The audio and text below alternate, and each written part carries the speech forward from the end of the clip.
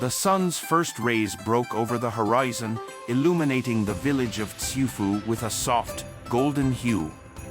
For many, it was the dawning of a new day, but for me, Confucius, it was a continued quest for knowledge and enlightenment.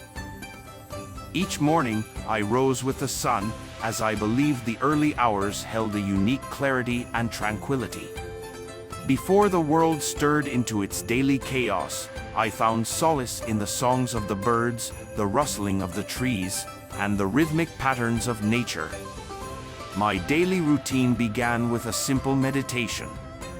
I sat in the garden, surrounded by the fragrance of blossoming flowers, and allowed my mind to wander, contemplating the mysteries of existence. Following this period of reflection, I would take a scroll from my vast collection and immerse myself in its wisdom. I firmly believed that learning was a never-ending journey. It wasn't just about absorbing new information, it was about understanding the profound connections between concepts, ideas, and the nature of existence. But the day wasn't solely dedicated to introspection and study. A significant part of my life was teaching. As the village began to wake, my students would start to gather around my courtyard. Their eyes, always full of curiosity and admiration, would eagerly wait for the day's lesson. Teaching wasn't merely a profession for me, it was a sacred duty. I aimed not only to impart knowledge, but also to instill virtues, principles, and a deep respect for tradition and morality. Our discussions ranged from ethics to politics, from personal conduct to state governance.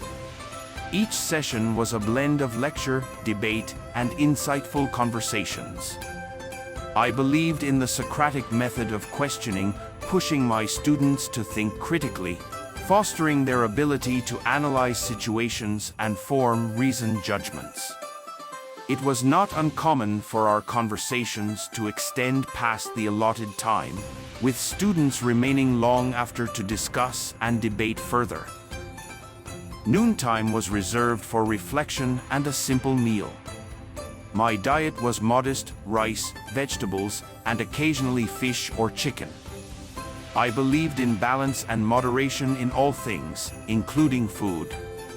This mealtime was often an opportunity to engage with my family, share experiences, and discuss the current affairs of the state. In the afternoons, I took long walks through the countryside. This was my time to reconnect with nature and the world outside the confines of my home and the classroom.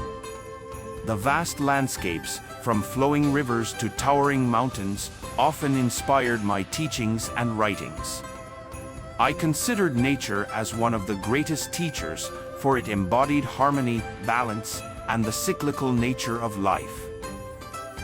During these walks, I frequently met with villagers, farmers, and craftsmen. Engaging with them provided me with a grounded perspective on life. These interactions were enlightening, teaching me about the practicalities and struggles of everyday life. They often shared their concerns, seeking advice on personal dilemmas, family disputes, or societal issues. Listening to them, I realized that wisdom was not limited to scholars or books. It could be found in the experiences and insights of the common man. By late afternoon, I returned home and often engaged in writing. Documenting my thoughts, lessons, and observations was a ritual. This was not just for my benefit, but for future generations. The Analects, as they later came to be known, were the compilation of these writings, a testament to my teachings and the discussions with my disciples.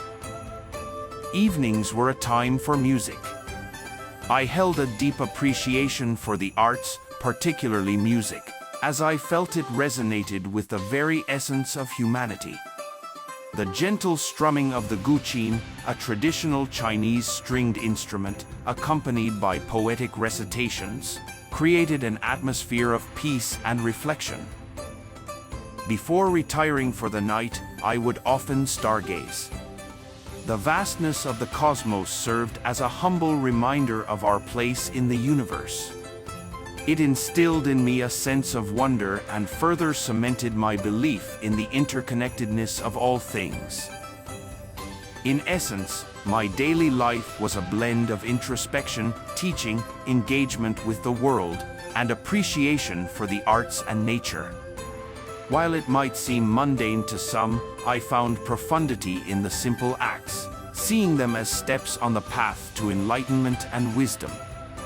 It's a journey I hope to inspire in others, emphasizing the significance of virtue, respect, and the pursuit of knowledge.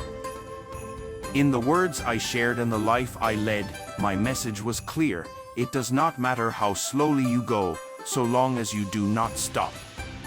The quest for wisdom and understanding is eternal, and every day presents a new opportunity to learn and grow.